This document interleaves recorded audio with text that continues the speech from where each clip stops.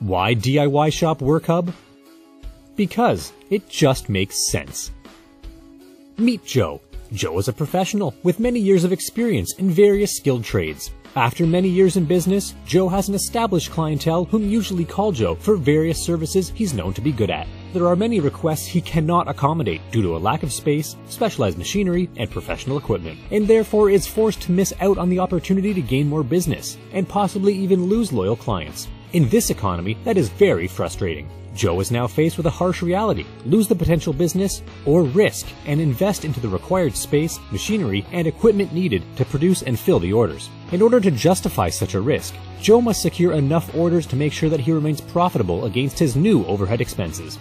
Now, Joe must work twice as hard, hire good help, market the company or service, take care of the sales, ensure quality control, oversee the accounting, ensuring smooth cash flow into the business and timely payment of bills and other expenses, while growing the business, and still finding time for himself and his family. That is in a perfect world, and if you were a Superman.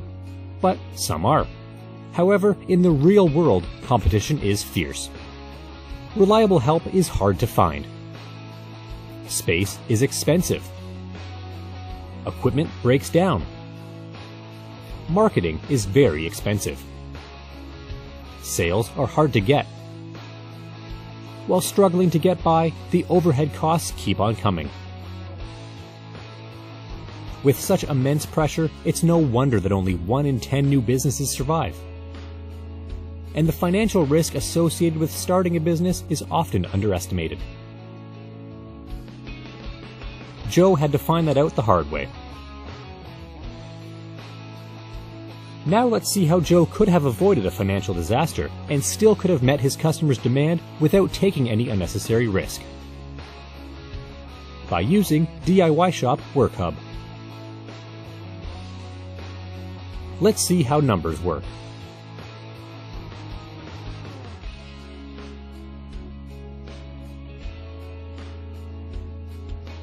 Example: Trade, custom cabinetry. Initial investment, a 3-year lease on a 1,500 square foot space. First, last, and security, $5,500 plus tax. Shop improvements, $3,000. Signage, $2,000. Utilities, security deposits, $1,000. Initial tool and basic equipment purchase, $20,000. Total upfront cost, approximately $32,000. Now the monthly overheads.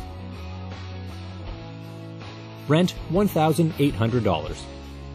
Utilities, alarms, phone and internet, $1,500. Total, $3,300 per month. And that's regardless of workload. So here's your overhead hourly cost, and that's assuming a 60-hour work week. $3,300 per month in overhead divided by 240 hours per month is $13.75 per hour, plus $1.50 per hour to service interest if the initial investment was on credit. Joe's hourly overhead is $15.25. Let's assume that Joe has sold a kitchen cabinet job for $10,000. It would take Joe approximately 40 hours of shop time to complete the shop portion of the job. Then it would take Joe another 30 hours to deliver and install the job. In total, Joe will spend 70 hours on this job. At the same time, Joe will pay 70 hours times $1,550, $1,675 in shop overhead costs.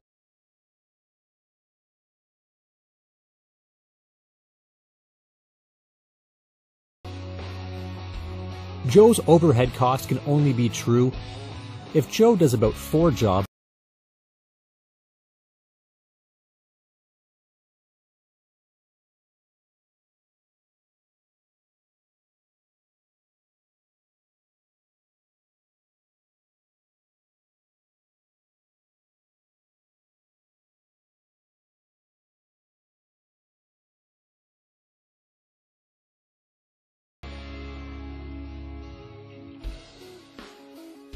With 50% shop capacity, Joe's hourly costs balloon to $30 per hour.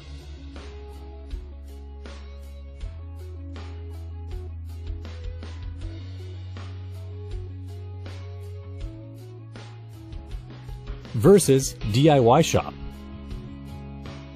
DIY shop has complete access to 300